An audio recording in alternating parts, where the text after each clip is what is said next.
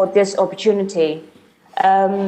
So when the head of the Burmese military, Hnin, staged the coup, he knew there was a price to pay, but of course he is expecting that he can get away with it. So it's very important for us to prove him wrong.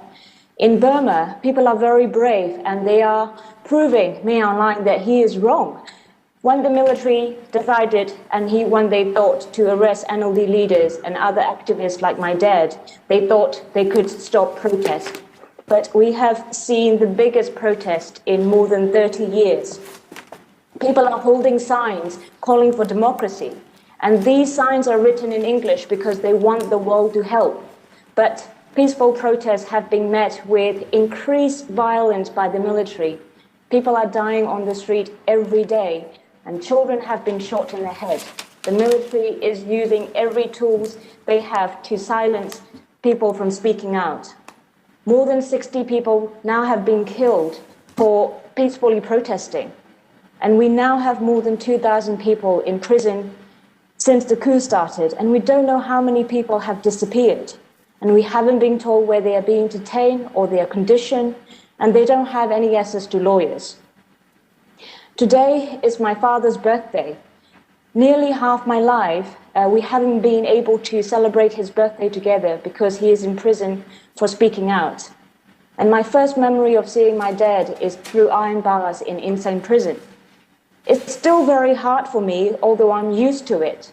And at the same time, I'm heartbroken and angry that so many children will now have to go through what I went through, growing up without a parent and not knowing when they will see the parents again.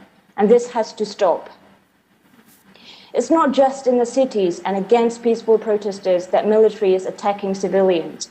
In Karen State, the military is firing mortar bombs into villages, and more than 5,000 villagers are already hiding in the jungle. We see military trucks and soldiers on the streets of Yangon and other cities, but they never left the streets in many ethnic states. In the past 10 years of reform process, human rights violations against ethnic minorities have increased. The military saw sanctions relax even as they will continue carrying on human rights violations against ethnic minorities. This created a sense of impunity for the military. They even thought they could get away with the genocide against the Rohingya, and so far they have. And of course, they think they can get away with the staging a coup now because they were allowed to get away with genocide. People in Burma want the coup reversed, and they want the democratically elected government to be reinstated, but they don't want to go back under the military drafted 2008 constitution. In the US, you wouldn't accept a situation where your chair of the Joint Chief of Staff choose 3 cabinet members. You wouldn't accept him choosing 25% of the member of Congress. You wouldn't accept it, and we can't either. People are risking their lives asking for federal democracy. And the military was wrong to underestimate the courage and resistance by the people of Burma. But so far, Hnin hasn't been wrong to think the international response would be weak. My country is now controlled by the battle-hardened soldiers. They are not diplomats. Statements alone are not enough. Of course, we are realistic, and we know that international action alone cannot free our country. We will win our own freedom, but international action has an important role to play. I want to take this moment to thank the US for being the first to act against the coup, freezing government reserves and sanctioning 3 military companies. You have been the forefront of supporting human rights and democracy in my country, and I'm really grateful for that.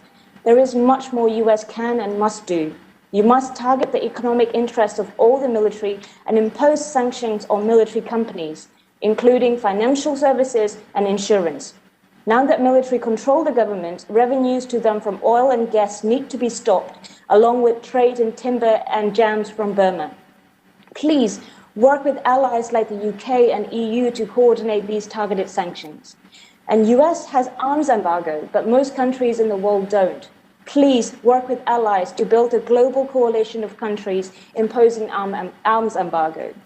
In my written statement, I have listed more steps that can be taken. There are many measures that US can take: diplomatic, economic, humanitarian, and legal. In my country, people are going out on the street every single day protesting, knowing that they could be shot anytime, they could be arrested anytime, and they could be beaten anytime. They are risking their lives, and they're doing everything they can.